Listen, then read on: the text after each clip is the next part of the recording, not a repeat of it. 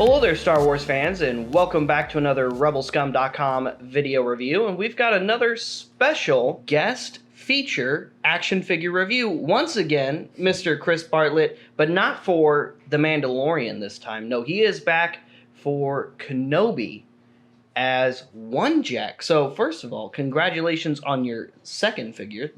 I know. That's got to be pretty awesome. That is beyond any dream come true for a Star Wars fan. Not only being in Star Wars, but then to have a figure, and have two of them. It's just amazing, beyond imagination. Well, and not only that, but your second figure is a character you got to make this time. Because from what I recall, you didn't make the Zero suit. No, that was built by Legacy Effects. But you built the one JAC suit. Right. So tell me a little bit about one JAC real quick. When you guys were working on one JAC, did we know this was going to be another droid, or did we think this was going to be another familiar-looking droid at the time?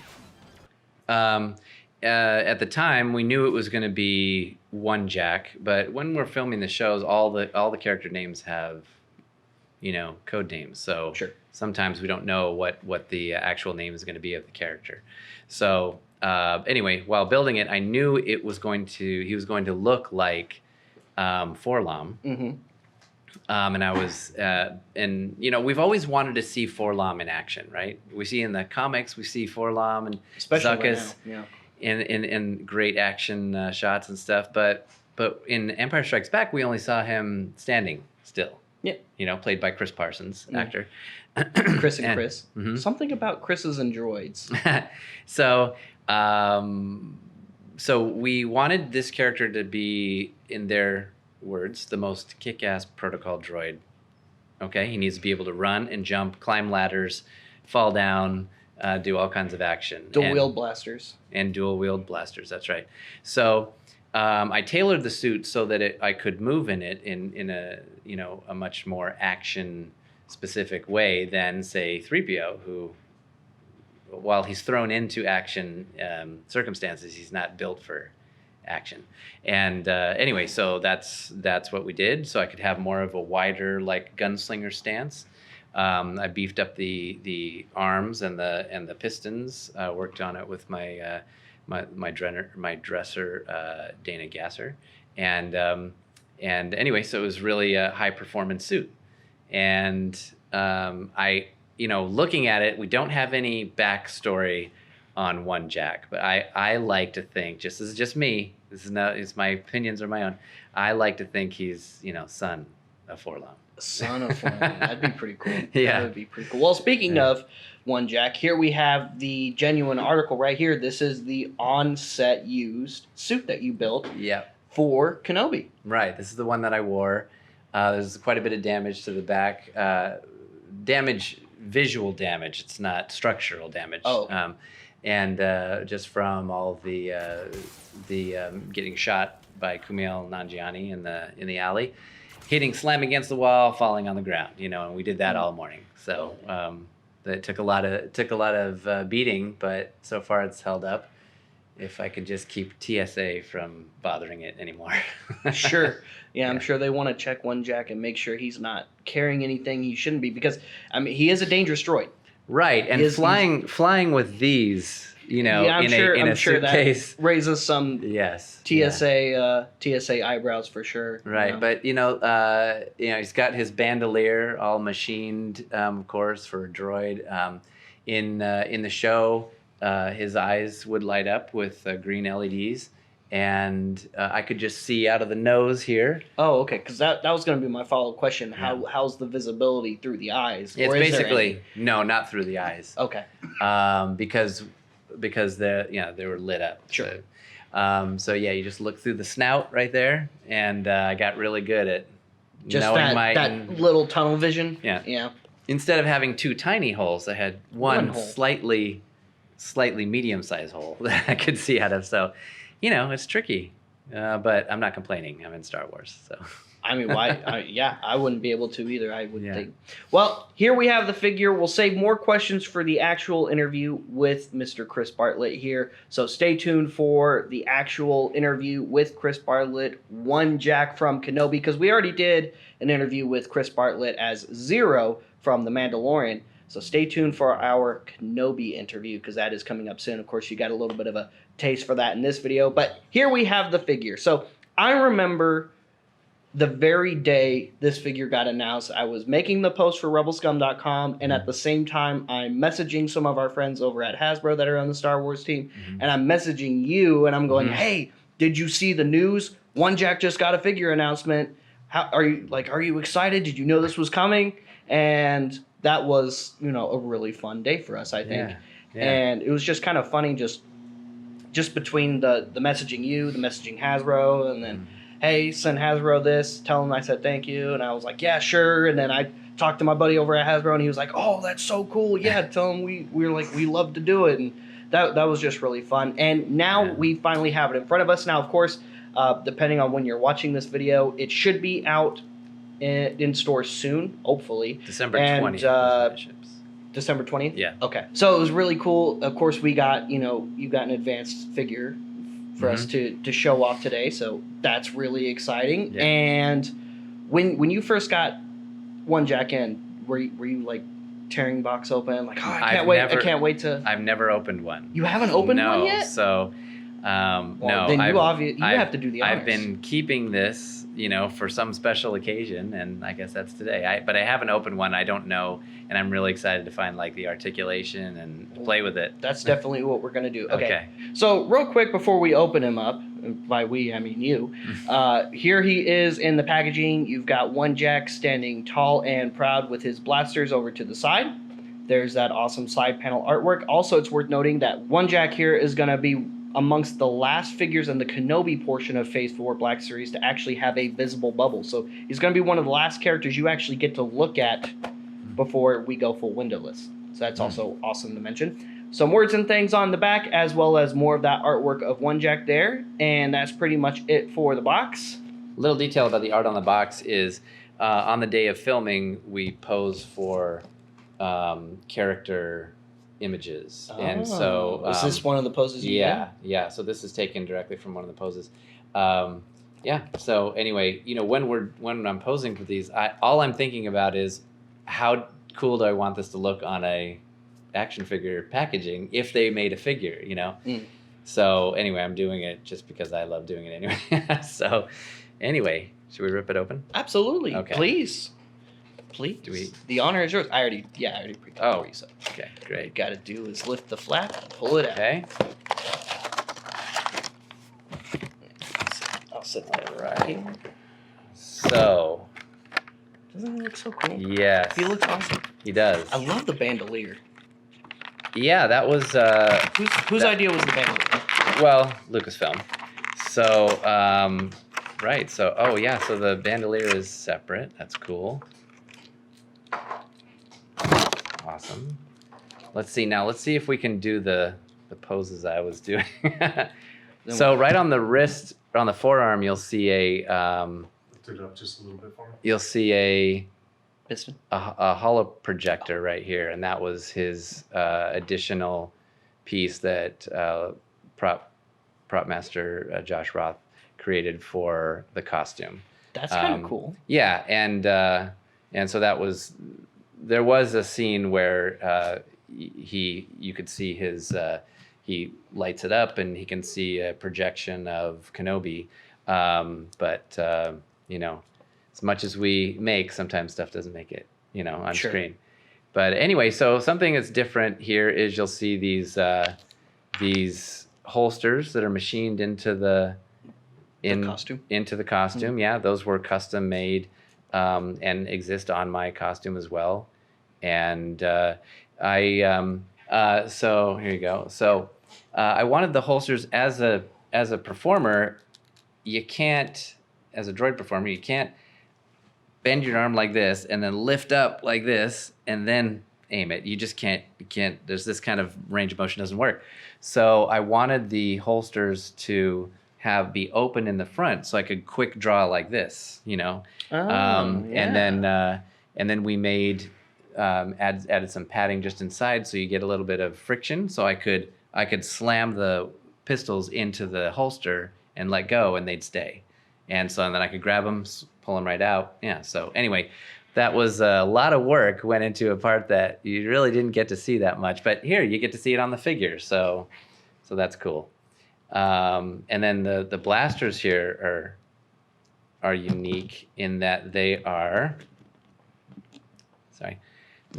some asymmetrical. So the blasters, Oh, I like don't know that. if you can see this, but yeah, so the scopes are on opposite sides of the pistol, and that was so that when I'm holding them, ostensibly, fictionally, the scopes are on the inside, so my bug eyes can look through each scope, when I'm holding like this. So anyway, that's pretty cool. So then that would be the left? Yeah, it would be that would be the left, and this would be the right. Yeah. So we'll see how the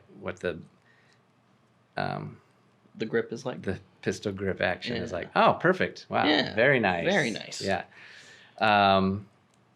Okay, so get those in there. Good. Yeah. Oh wow, a lot of wrist articulation there too. So one of the things is in the suit I could stand like this sort of gunslinger stance, wide stance, and when I'm chasing Obi-Wan on the roof, I'm holding the guns akimbo. Is that how we hold them? Yeah, I think so. The word? Yeah. Right. Yeah, I think that's right. And I like the movements that you're making. Was that partially direction, or were you in there giving advice like, this is how I feel this droid should move while he's blasting? And because your movements were pretty robotic in the way he's drawing back as he's blasting, which was pretty cool. Yeah, that was all my idea as far as what I brought to the character. So sure. I wanted to, where they're always kind of asymmetrical, and so the movement and stuff, again, going from this, he has to be a super action droid. All the motions were like really snappy. So all the arms motions and everything had to be really fast, really snappy. And as a performer, that can be very painful because everything pinches. And it's all, you've right got here. These rotating shoulder joints so you can actually move it. Because it doesn't just move forward and back. No, right? it's only... It's all rotating. Right. And so if I go like this, I'm just forcing, my arm against the sharp parts. But again, I'm not complaining. I'm in Star Wars, so nobody wants to hear that the guy in Star Wars is having a hard time. But anyway, in the end, it looked really great, and that was what I was going for. Is I wanted the droid to feel really like, he could outperform 3PO in terms of gunslinging, sure. But also that he looked threatening. And that was the point of it. The direction that I got from stunts was where they wanted me to go, and maybe the frequency that I was shooting, where I'm supposed to be pointing and things like that. So that was basically the direction I got, and the rest of it I brought with the character. Awesome. Yeah. Well, I think One Jack's awesome it's. From being the guy who built the suit and wore the costume and performed the character, how do you feel Hasbro brought this to the table? How well do you think they did? Oh, so good, because look at even the shoulder bells rotate like in the original C-3PO in A New Hope. So that allows you to have more motion with the arms. Like you can bring a lot more articulation there, even than maybe I had in the suit. But no, he's very very threatening. Like, so he's got, he can stand with like, one leg forward. He's got this. I'd have to play with it a little longer to get to really do the motions that I was doing. But he's very cool looking. Yeah, I think they did a really good job. Yeah. And I love the bandolier, and I love the red color that they went with for the bandolier. It really helps it stand out a little bit more. Yeah. And just give a little bit more depth to his look overall. Right, because we've seen Forlon before, and he's, I don't want to say plain, because he also is a pretty unique droid in design. And while One Jack is similar, I just like how much further they separated him from the character by adding things like the hollow emitter, the holsters, and the bandolier. Just makes him stand out so much. Plus, the pistols look awesome. They do, yeah. Just a little call out to Forlam. He has a symbol on his torso chest piece that is painted red. Yes. And I think this is maybe a call back to that, in terms of color. Oh, sure. Because he was so dark. Yeah. Having something bright red on the front was kind of like a new evolution of whatever that symbol was, for Forlam. That color combination was cool, I felt like. And just helped it show through that much more. Yeah. Well, real quick, for comparison, right before we go, here he is next to the first bad droid that we got to see you for. Right. And this is the one that you signed for us too. Oh, yes. Very Look at how nice. handsome those two are together. Yeah, they actually They need a buddy cop show. They do. Yeah. And droids can always be fixed.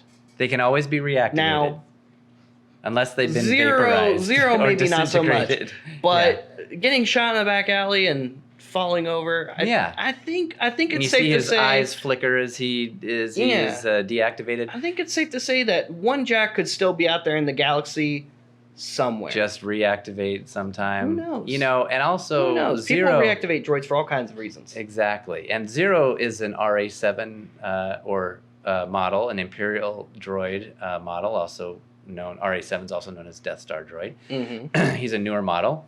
But, they made thousands of those. So right.